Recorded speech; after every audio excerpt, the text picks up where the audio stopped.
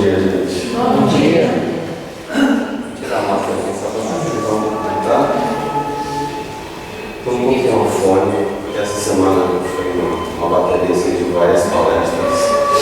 Eu forcei bastante a garganta, um pouquinho ao fone, um esforçozinho aqui para não. Tá?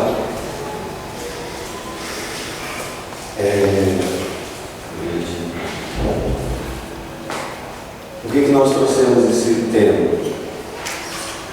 Porque acho que é uma coisa já que vem sendo repetidamente falada aqui. A necessidade de nós apreendermos a mensagem de Jesus. A necessidade de nós buscarmos cada vez mais com intensidade isso. A necessidade de nós vivenciarmos isso no nosso cotidiano. Afinal de contas, a religiosidade verídica, verdadeira mesmo, é aquela que faz parte, ou que norteia os atos comuns da vida de todos nós. A maneira como nós nos lidamos, como nós nos comportamos diante das situações, das circunstâncias pelas quais a vida se nos apresenta. E cada um, dentro do seu contexto, vai naturalmente encontrar, eu não gosto da palavra desafio, prova, são provas. Então, todas as situações e circunstâncias pelas quais nós vamos encontrar no nosso cotidiano, na nossa vida, elas representam para nós ou provas ou expiações. E diante da prova e da expiação, algo se faz extremamente importante e que tem a ver exatamente com a maneira como nós nos relacionamos com o divino, com Deus. Porque diante da prova, você está ali sujeito a agir, a tomar uma decisão, a se revoltar, por exemplo, a se indignar, a se inconformar. Ou você pode também se resignar, você pode encorajar-se para o enfrentamento, você pode confiar que ali não se encontra uma injustiça, mas tão somente uma oportunidade de desenvolvimento das virtudes que vão nos aproximando cada vez mais de Deus. Então, ser espírito implica, sobretudo, nessa proposição. E a gente começa então já com uma mensagem que está no livro Fonte Viva. O Emmanuel comentando um versículo de Paulo, da carta de Paulo, que ele dirige à comunidade de Coríntios. Porque nós somos cooperadores de Deus. Vós sois lavoura de Deus e o edifício de Deus. O Emmanuel vai por Se já recebemos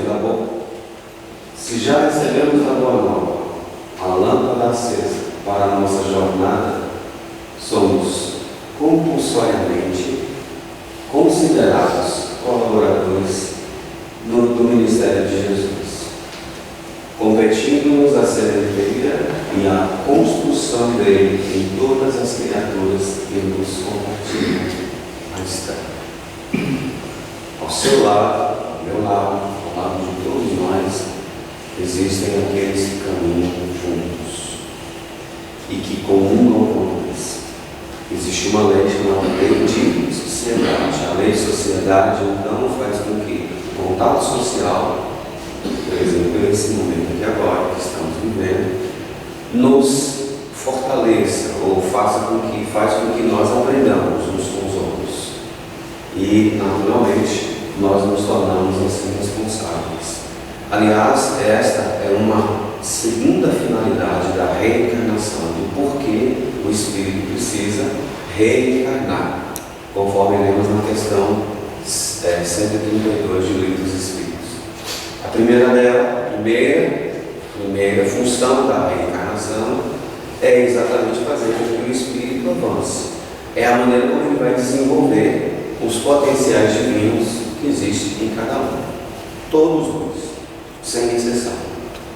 Então fomos criados por Deus, simples e ignorantes, mas Deus já estabeleceu também um destino a todos nós, tornarmos espíritos puros. Só que essa jornada, quem decide quanto tempo leva é você, sou eu, é cada um. Porque aí é um ato de liberdade, livre-arbítrio. Você vai se desenvolvendo, e à medida que você vai se desenvolvendo, vai aprendendo a escolher, e à medida que você vai aprendendo a escolher, você vai colhendo as consequências das escolhas que faz. Se eu escolho bem, colho bem. Se eu escolho mal, as consequências também vão vir. Por isso Jesus dizia no seu tempo: a semeadura é livre, mas a colheita é obrigatória. Ou a cada um segundo as suas obras. Está falando exatamente sobre isso. Então a primeira finalidade da encarnação é exatamente dar ao Espírito a oportunidade de desenvolver esses potenciais, mas à medida em que ele vai desenvolvendo esses potenciais, ele também entra a segunda finalidade, que é desenvolver a parte que lhe cabe na hora da criação. Então Deus usa da própria criatura, de todos nós, para fazer com que a sua vinha, a palavra que está inclusive no Novo Testamento, nos ensinamentos de Jesus, vinha, entenda-se, a obra divina, considerada vinha. Então todos nós, à medida que você vai desenvolvendo capacidade, você vai contribuindo daquele ponto em que você está para essa obra divina. Alguns aqui são pais, outros são mães, então vocês receberam um espírito na condição de filho, você tem um amigo, você teve uma mãe, teve um pai, você teve um professor, você teve alguém que de alguma forma contribuiu na sua vida para o seu engrandecimento, para o seu aprimoramento. Assim se dá um processo evolutivo, num regime de colaboração. E aí o Kardec traz uma mensagem que está no Evangelho segundo o Espiritismo, como já foi dito no capítulo 20, que é a respeito da missão dos espíritas. O Espiritismo é a terceira revelação.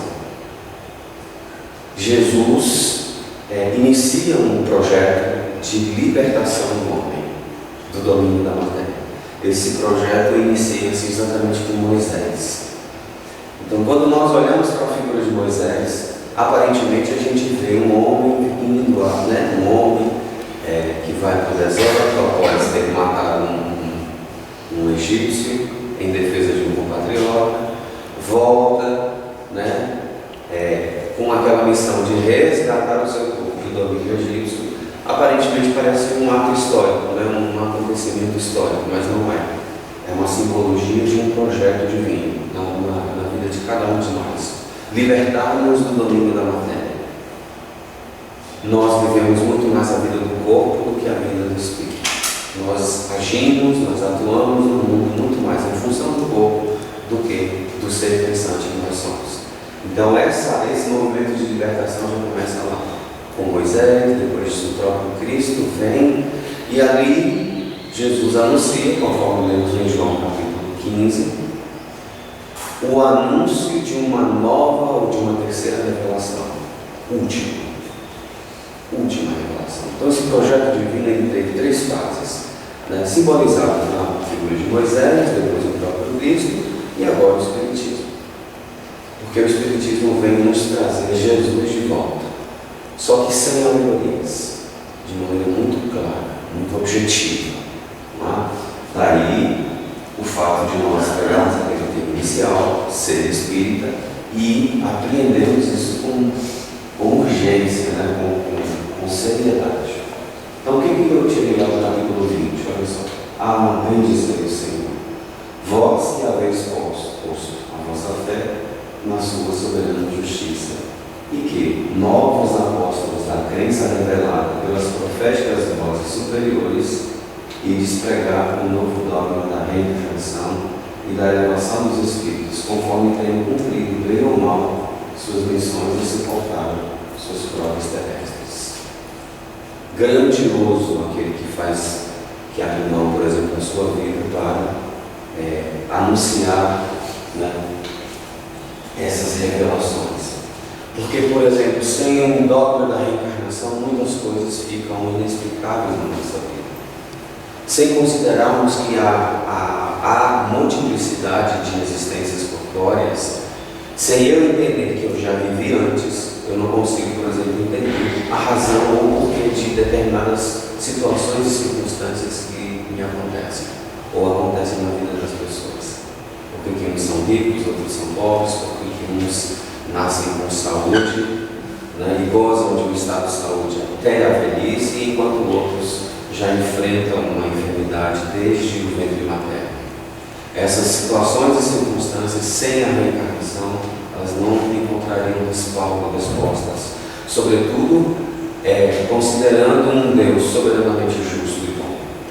A partir do momento em que eu considero um Deus, um ser que nos criou e que, como Pai, como foi revelado por Jesus, né, deveria agir de maneira igual para com todos os seus filhos, como faz qualquer pai, qualquer mãe amorosa, e desde que haja essas diferenças, então alguma coisa está errada. Ou ele é soberanamente justo e bom e igualaria todos os seus filhos, ou então a resposta seria outra, ou a resposta estaria em outro lugar que não nesta vida, nesta existência. Então, naturalmente, a reencarnação nos convida a refletir a respeito disso, a respeito da nossa existência, do sentido da vida, o porquê de aqui estarmos, vivendo as situações e circunstâncias pelas quais nós estamos vivendo. Ele continua dizendo, agora na Revista Espírita, né, acerca da melhor propaganda do Espiritismo.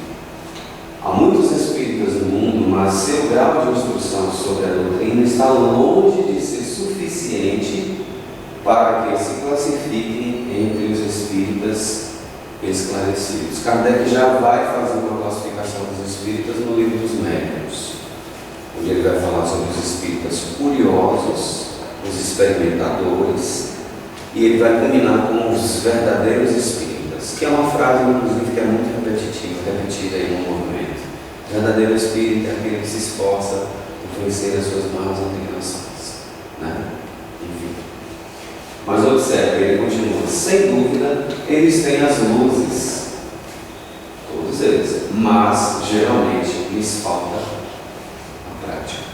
É por isso que no capítulo 17 do Evangelho segundo o Espiritismo, intitulado Sede Perfeitos, Kardec vai fazer uma observação pertinente sobre o Espiritismo. Ele vai dizer o Espiritismo bem compreendido, mas acima de tudo, bem sentido. Bem sentido. Se você não vive aquilo que você prega, as suas palavras são vazias. Eu estou falando para vocês, estou falando para mim mesmo isso. E cada um tome, né, naturalmente isso para si. Por quê? Vocês já viram vocês já ouviram a respeito de uma parábola, se não me falha, a parábola da rede, em que Jesus faz uma separação? E aí diz o texto assim, que muitos falam, Senhor, não profetizamos em Teu nome, e em Teu nome não expulsamos demônios, e em Teu nome não operamos milagres. E Jesus diz o quê? Apartai-vos de mim, vós que pratiqueis, ou que praticais a iniquidade. Ou seja, eles fizeram tudo isso, mas com a intenção de serem vistos pelos homens, de serem adorados, queridos, bajulados pelos homens. Não fizeram isso de coração. Diferente daqueles, por exemplo, uma outra passagem vai dizer, Jesus os separa dizendo assim, vinde obreiros de meu Pai, pois tive sede e me deste de beber, tive fome e me deste de comer, era estrangeiro e me abrigastes. E o curioso nessa passagem é que eles dizem assim: Senhor, quando foi que te vimos, ou seja, com fome, né, com frio, e te demos de beber? E ele fala: todas as vezes que fizestes a um dos meus, é a mim que faz. A mim que fizeste. Ou seja, o bem que se faz desinteressadamente, sem intenção velada, sem segundas intenções. Que simboliza o verdadeiro caráter da caridade, que é fazer o bem, mas apenas como um dever, não como algo que se espera algo em troca. Sem dúvida, eles têm as duas, mas geralmente eles faltam prática. Ou, se praticam, necessitam ser assistidos, a fim de trazer nos esforços que tentam mais persuasão e menos entusiasmo. Você acredita naquilo que você prega? Quando você diz para uma pessoa: não confie em Deus, você confia? Você também confia? Quando você fala para uma pessoa que está passando por uma dificuldade: tenha fé, acredite em Deus, vai passar. Logo, logo você vai ver, essa situação vai passar. Você acredita nisso que você está dizendo para ela? Ou você age apenas entusiasmado? Quando você ouve uma palestra, quando você está diante de uma situação que você tem que aconselhar, tem que ajudar, tem que reparar, você acredita nisso que você está fazendo? Ou as suas palavras são apenas motivadas por um entusiasmo, que muitas vezes, mas que é um entusiasmo vazio? Vem a situação de dor, vem a prova, vem a dificuldade, e você reclita, você cai. Então, espiritualidade, ou ser espírita, exige de nós uma postura, que não é necessariamente, não é uma exigência para os outros. Eu não estou preocupado com as outras pessoas, porque eu não transformo ninguém, eu apenas me transformo. O único mundo que eu dou conta de resolver e de mudar é o meu mundo interior. E assim, cada um dentro da sua esfera. A regra continua, a história diz assim: a parte moral é fácil de conhecer. Para isso, ela exige pouco esforço. Conhecer a parte moral é fácil, né?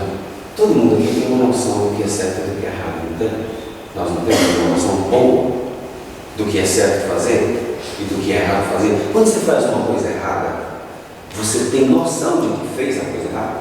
Você tem ciência disso? Você sabe, não sabe? Todos nós sabemos. E uma coisa interessante que nos faz, inclusive, perceber que nós erramos é o nível de constrangimento que essa coisa nos proporciona. Né?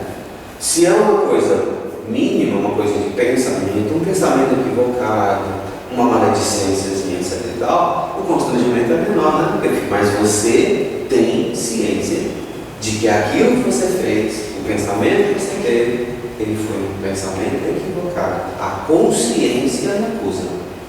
E a nossa consciência ela é caliônica. Ela não passa a mão na nossa cabeça. O que é certo e o que é errado é errado. É o sim, sim e o não, não. É o que Jesus fala: seja o teu sim, sim e o teu não, não. Né? Então, a parte moral é fácil, né? É fácil de identificar. Onde é que eu errei, onde foi que eu acertei. É muito fácil. Agora, a dificuldade na parte moral está aqui. Existe pouco esforço. É a mais difícil de praticar. Quando você erra, sobretudo quando você magoa alguém, é difícil, né? O orgulho não serve, né? Precisava que foi aquilo. E agora, como é que eu faço? A gente faz uma volta, né? A gente faz uma volta enorme para poder chegar para a pessoa e falar assim: fulano, me desculpe, me perdoa, eu agi de maneira equivocada, eu fui grosseiro, eu fui agressivo. Ou quando chega para a gente e fala: não gostei da forma como você falou.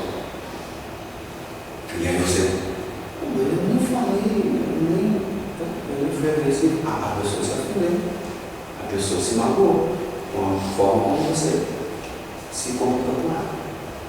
Então é difícil praticar, por quê? Porque esse movimento de humildade, de reconhecimento de que naquele momento você precisa baixar a vara e dizer assim: me perdoa. Se eu te magoei, me perdoa. Se eu te feri, me desculpe. Esse é um movimento difícil, sobretudo dentro de casa. Não é assim? Sobretudo dentro de casa. Dentro de casa é mais difícil ainda. Então, ele é mais difícil de praticar, porque só o exemplo pode fazer muito entendido. E a gente vai perceber com isso que não existe outra forma de ensinar. Não existe uma forma mais eficaz de ensinar, senão a partir do não são palavras, né? Ou você é do tipo que fala para o seu filho assim: não faça isso, e daqui a pouco ele te vê fazendo aquilo que você disse para ele não fazer. Então, exemplificar, vivenciar aquilo que eu falo, aquilo que eu sei. Uma vez numa palestra, um amigo fez uma proposição: quanto daquilo que você sabe é aquilo que você é. Pare para pensar um pouquinho, pensa aí. Quanto daquilo que você sabe é aquilo que você é. Quantas palestras você já assistiu? Quantos livros você já leu? Quantas reflexões você já fez a respeito dos ensinamentos de Jesus, por exemplo? Quantas passagens você conhece de memória? Quantas coisas você sabe? Tudo isso, todo esse universo de conhecimento se reflete no ser que você é, na pessoa que você é. Isso é que nos importa. Aí continua dizendo: a parte filosófica apresenta mais dificuldades para ser compreendida por sua consequência, e por sua consequência requer mais esforços. Pouco se estuda a parte filosófica da doutrina espírita. Aliás, no Brasil, inclusive, há um trabalho que foi escrito por uma pesquisadora, chama-se Célia Rivas, e o trabalho dela tem um título assim: é o Espiritismo uma religião? Porque ela vai fazer um apanhado, uma pesquisa, né, de como o Espiritismo, né, qual foi o norte tomado pelo Espiritismo no Brasil. O Herculano Pires vai fazer também uma pesquisa que está sintetizada num livro chamado Sempre o Espírito, onde ele vai fazer algumas ponderações importantes. Porque no Brasil o Espiritismo tomou um viés muito mais de igreja, de religião, no sentido das religiões comuns, e perdeu-se muito o seu aspecto filosófico e religioso, que é o mais importante, inclusive, no Espiritismo. Sabe por quê? Por uma frase que Jesus, inclusive, usa no Evangelho. Ele diz assim: conhecerás a verdade e ela vos libertará. Conhecerás a verdade e ela vos libertará. Conhecimento só se adquire estudando.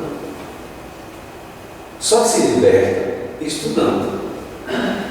Não tem libertação tomando passe. Não tem libertação tomando água fluidificada. Não tem libertação.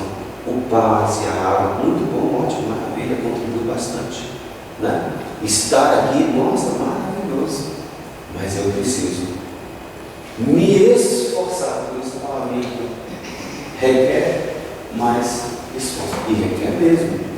Porque a filosofia da doutrina espírita, para eu entender a filosofia espírita, por exemplo, eu tenho que voltar atrás e estudar os filósofos que foram, inclusive, serviram de base. Quem já leu, por exemplo, o Evangelho segundo o Espiritismo, a introdução do Evangelho, vai perceber que no último item da introdução do Evangelho, Kardec bota lá, por exemplo, o resumo teórico da doutrina de Sócrates e Platão. E ele coloca Sócrates e Platão como precursores da doutrina espírita. Então eu preciso mergulhar nesse universo, preciso voltar atrás e estudar né? Aristóteles, né? Tales de Mileto e uma série de outros filósofos. Sócrates, por exemplo. Sócrates vai aparecer, por exemplo, na codificação, sobretudo na questão 919A, quando Santo Agostinho responde. Kardec indaga qual o meio prático mais eficaz que tem o homem para melhorar-se nesta vida.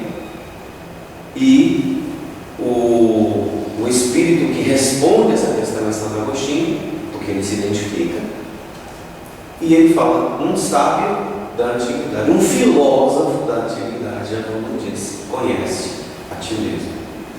Então você vai estudar Sócrates, você vai ter que estudar Santo Agostinho. Se você pega, por exemplo, a questão 919A, quando Kardec responde a Santo Agostinho: bom, reconhecemos a grandeza dessa máxima, conhece a ti mesmo, mas a dificuldade está exatamente em colocá-la em prática. Como fazer? Aí ele vai e diz: fazei como eu fiz enquanto vivi na terra. Só que a resposta de Santo Agostinho ela vai ser muito mais ampliada quando você estuda a obra de Santo Agostinho, sobretudo um livro chamado Soliloquios, que é um diálogo dele consigo mesmo. É ele com a sua própria consciência.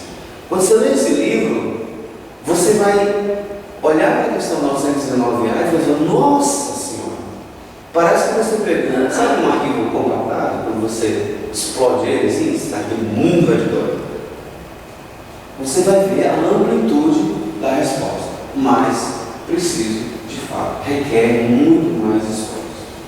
Os adeptos que buscam ser militantes, aqueles que querem colocar-se à frente para falar de espiritismo, para falar sobre a doutrina do Espírito, eles precisam disso, devem pôr-se a obra para bem conhecer, pois é a arma com a qual combaterão com mais sucesso.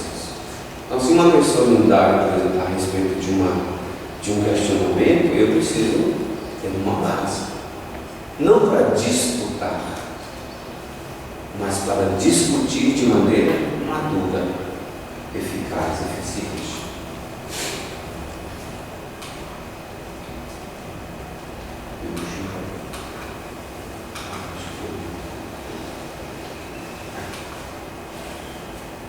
Assim, pois, meus amigos, aqueles que dentre vós que desejarem, e todos devem desejar, eu grifei, partilhar de suas crenças com seus irmãos. Alguém aqui faz divulgação do Espiritismo? Nossa, vamos lá na casa do caminho, é tão legal, é tão bom. Tem palestras instrutivas, eu espero que tenha sido, que seja. Nossa, aqueles que dentre vós que desejarem, e todos devem desejar, partilhar de suas crenças com seus irmãos, que querem chamá-los ao banquete de consolação que o Espiritismo oferece a todos os seus filhos, devem moralmente pregar o Espiritismo, praticando a moral e intelectualmente espalhando em seu redor as luzes que colheram ou que colherão nas comunicações dos Espíritos. Você acredita mesmo que o Espiritismo é uma revelação divina?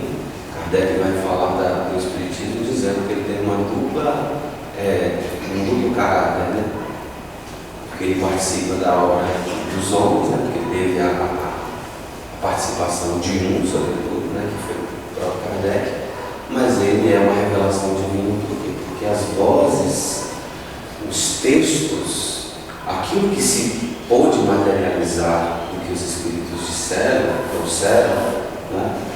É de ordem divina, é de ordem que nos chama a atenção. Faz sentido?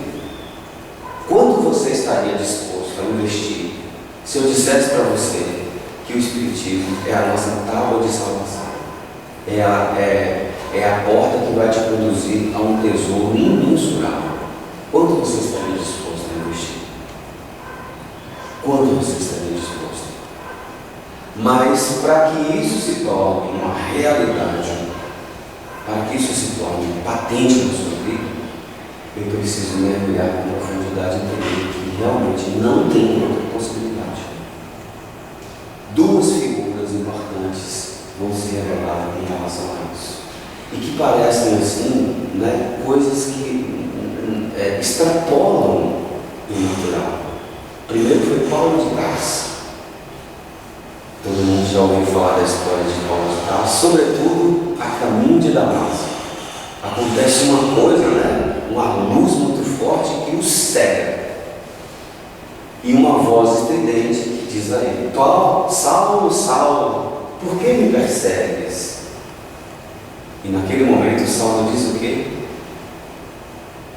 Ele não fala assim: não, desculpa, tá bom, vou voltar para o meu canto. Ele fala o quê? Senhor, quem queres que eu faça? E a partir daquele momento morre um homem velho, né, rancoroso, mas determinado, e nasce um Paulo de Tarso, que vai abandonar tudo, família. O pai tinha projeto para ele, porque ele queria que ele se transformasse, né, num doutor da lei. Aliás, ele já não era, na verdade, né?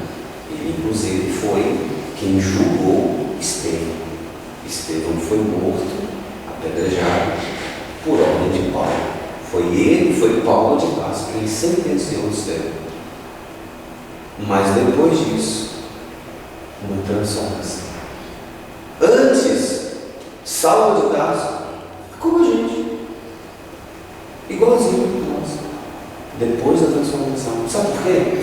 Porque ele aceitou isso. Então, peraí, mas não foi Jesus que propôs a transformação a ele? Foi Jesus que fez o milagre? Não. Jesus não faz nada. Nada, a não ser que você queira.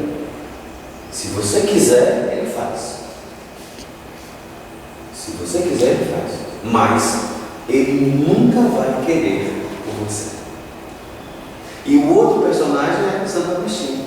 Porque Santo Agostinho, pior ainda, porque Santo Agostinho, antes da sua conversão, tinha uma vida promíscua, desregrada. Isso ele conta, inclusive, no livro de Confissões. Se envolveu com várias mulheres, teve um filho, inclusive, uma delas.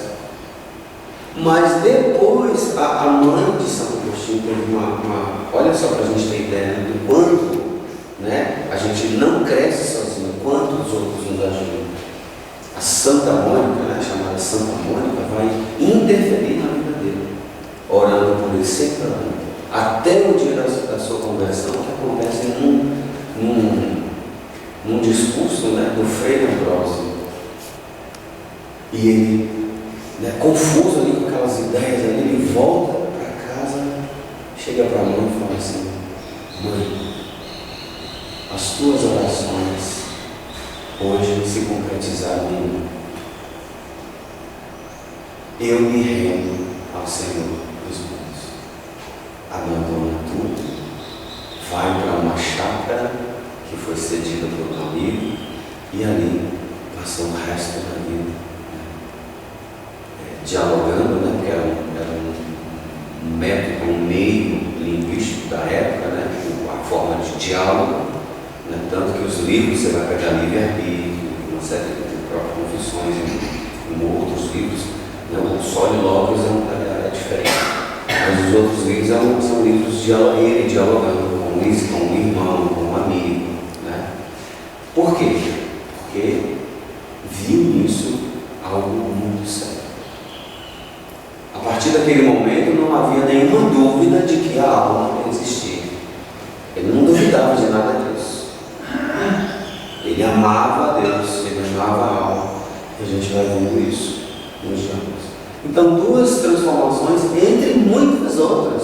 Eu estou citando dois que são mais conhecidos, mas existem inúmeros outros por aí que se renderam a Jesus.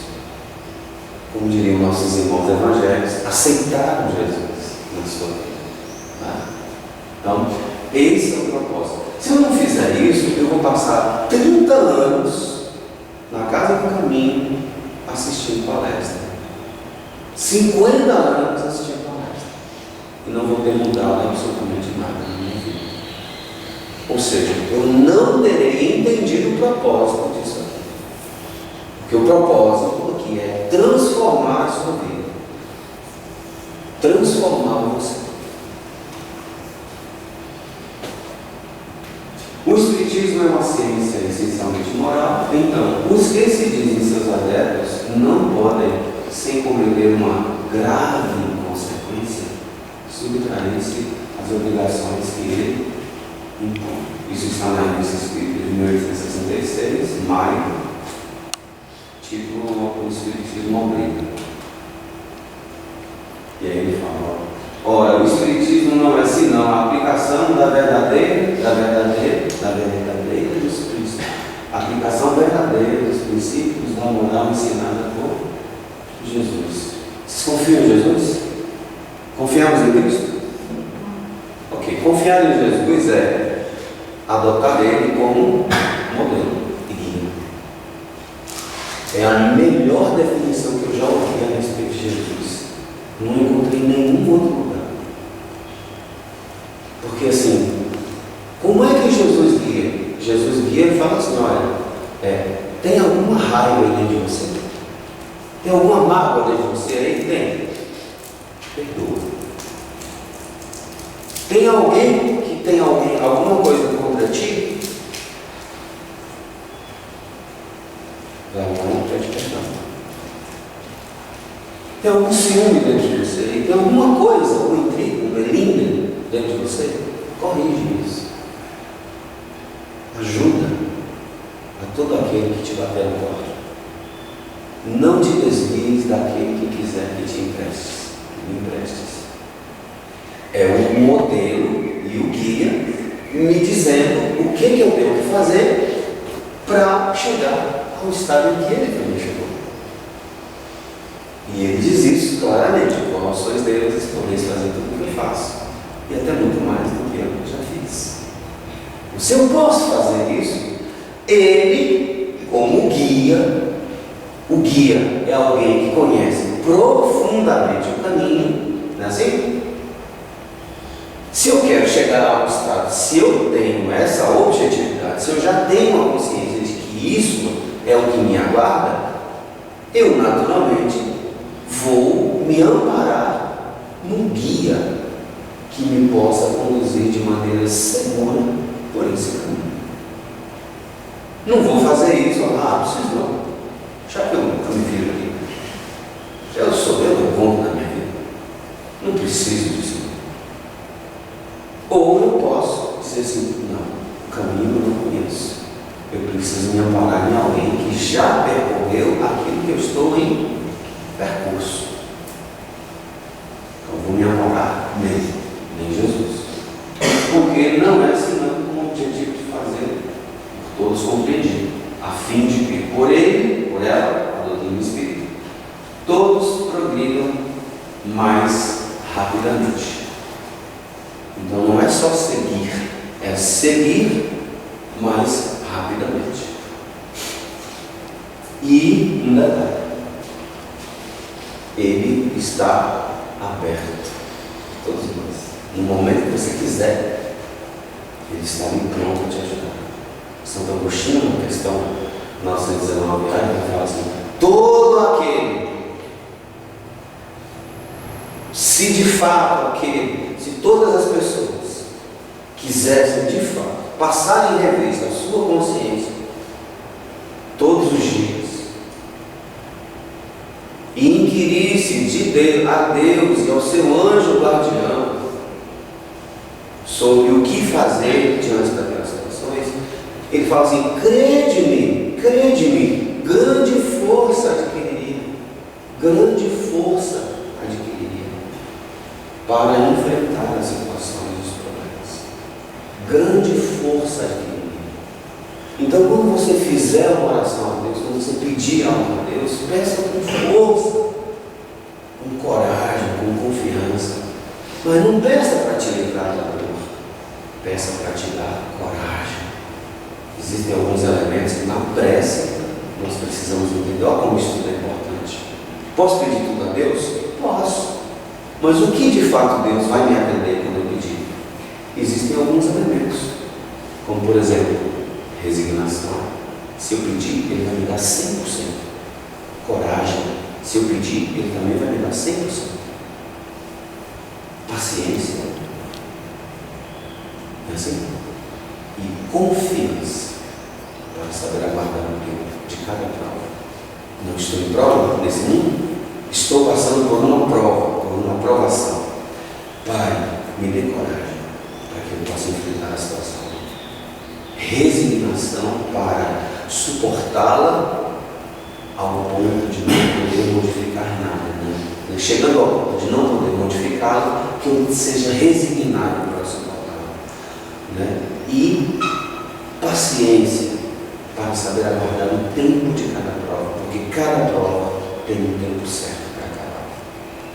Essas posturas são importantes, né? Para o que se diz, inclusive, Espírito comum, a fim de que Deus permite essa universal manifestação do Espírito, inexplicáveis, o que vos parecer obscuro e vos ensinar toda a verdade. A gente lê o Evangelho, lê as parábolas e muitas vezes a gente não entende, né? Porque elas, por trás do simbolismo das parábolas e dos ensinamentos de Jesus, existem máximas morais grandiosas que falam a respeito dessa postura e dessa conduta que todos nós devemos adotar em sentido de avançarmos mais rapidamente no processo educativo. As obrigações impostas pelo Espiritismo são, portanto, de uma natureza essencialmente moral, porque na escala espírita, quem já teve a oportunidade de estudar a escala espírita, meu tempo já acabou, eu já vou finalizar. Kardec vai classificar os espíritos ali na escala espírita em 3 ordens, né? Imperfeitos, bons e puros. E essa classificação não tem nada a ver com o intelecto. Pode observar lá, analise as características que eles colocam lá nessa escala espírita. As características são puramente morais, porque a evolução moral é que faz com que o espírito ele avance no processo. À medida que você vai avançando, você vai desenvolvendo sua moralidade, sendo paciente, sendo tolerante, sendo indulgente, sendo compassivo, sabendo perdoar os outros. Você vai desenvolvendo essas virtudes, vai se moralizando, e à medida que você vai se moralizando, você vai avançando na escala espírita. E avançando na escala espírita, você vai se aproximando cada vez mais de Deus. Aproximando-se cada vez mais de Deus, você vai gozando de um estado de felicidade inalterável. Algo que nós não conseguimos mensurar vivendo. Porque são uma consequência da crença. Cada um é juiz e parte em sua própria causa.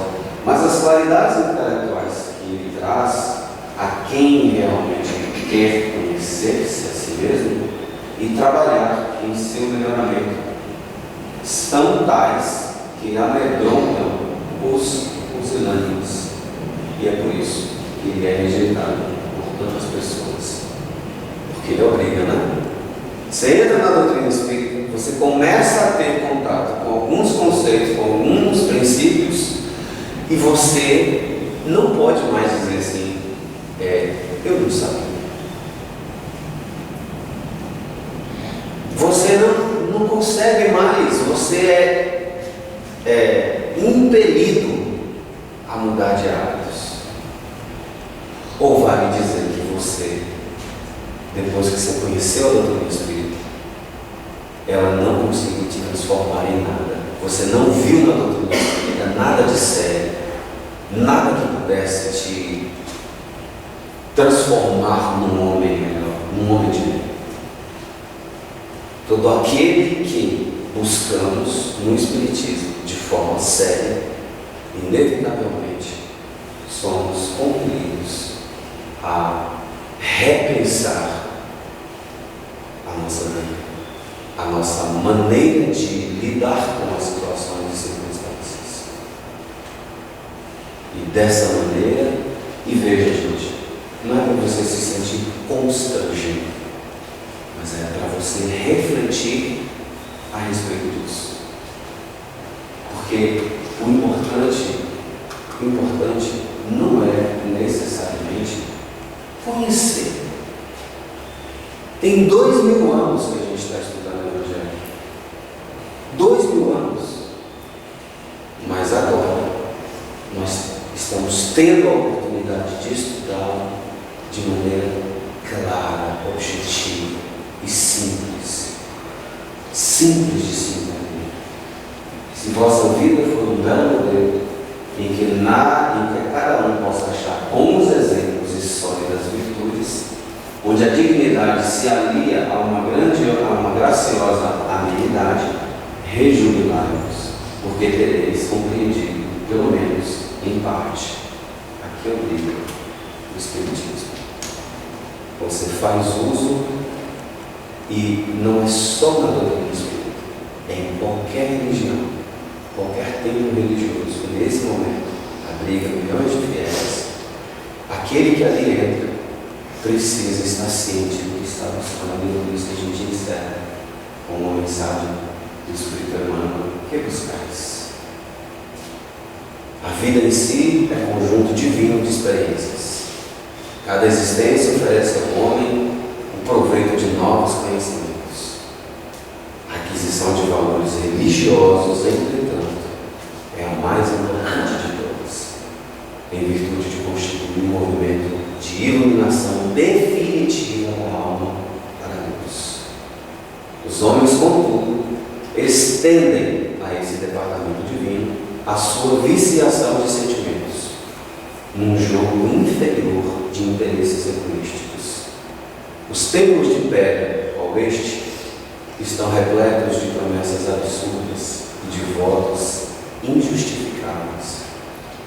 Muitos devotos estendem a esse departamento a sua viciação e buscam, através dos seus interesses mesquinhos, fazer no plano espiritual uma repartição pública. Pedem e pedem. Esquecem-se que o Cristo ensinou e exemplificou. A cruz do Calvário é símbolo vivo. Quem deseja liberdade precisa cumprir os desígnios supremos. Sem a compreensão de Jesus no campo íntimo, associado aos atos de cada dia, a alma humana será sempre prisioneira de inferiores preocupações.